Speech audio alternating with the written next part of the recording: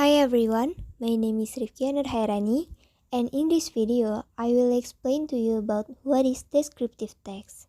Now, in the first slide, we can see that in here have a definition and purpose of descriptive text, and I will give a little bit explanation about it. First is definition. The definition of descriptive text is a text that describes a particular object in detail. Jadi, dalam bahasa Indonesianya, descriptive text ini adalah sebuah teks yang mendeskripsikan objek tertentu secara rinci. Dengan tujuan atau purpose is to provide information to the reader, both in form, characteristics, quantity, and others in detail. Objek-objek yang dapat dideskripsikan ini bisa berupa orang, hewan, benda, atau tempat. Misalnya, deskriptif teks tentang seekor hewan. Teks tersebut dapat memuat berbagai informasi tentang deskripsi fisik, makanan, habitat, asal-usul, perkembangbiakan, hingga fakta-fakta unik yang terkait. Di slide selanjutnya, we have structure of descriptive text. Nah, ini dibagi menjadi dua. Yang pertama, atau the first is identification. It contains the introduction of the object to be described. Contohnya seperti objek itu apa, atau dari mana objek itu berasal.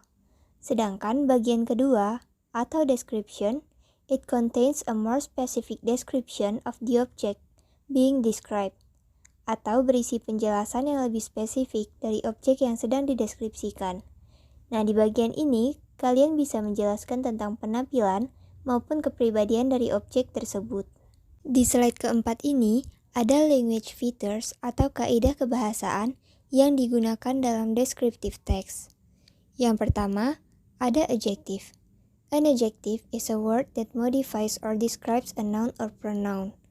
Descriptive text tidak bisa terlepas dari adjective atau kata sifat ini.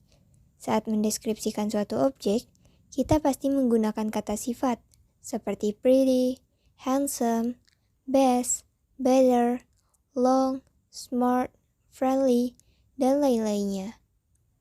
Yang kedua, menggunakan tenses simple present, used to state general facts or truths as well as customs.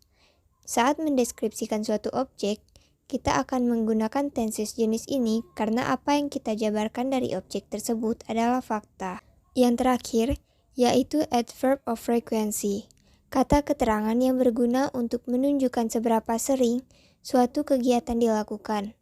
Contohnya seperti penggunaan always, usually, sometimes, never, dan lain-lainnya.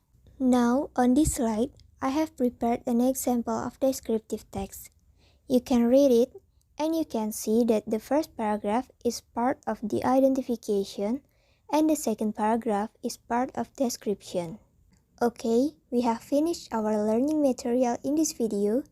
I hope this can be useful for you guys. Thank you for watching.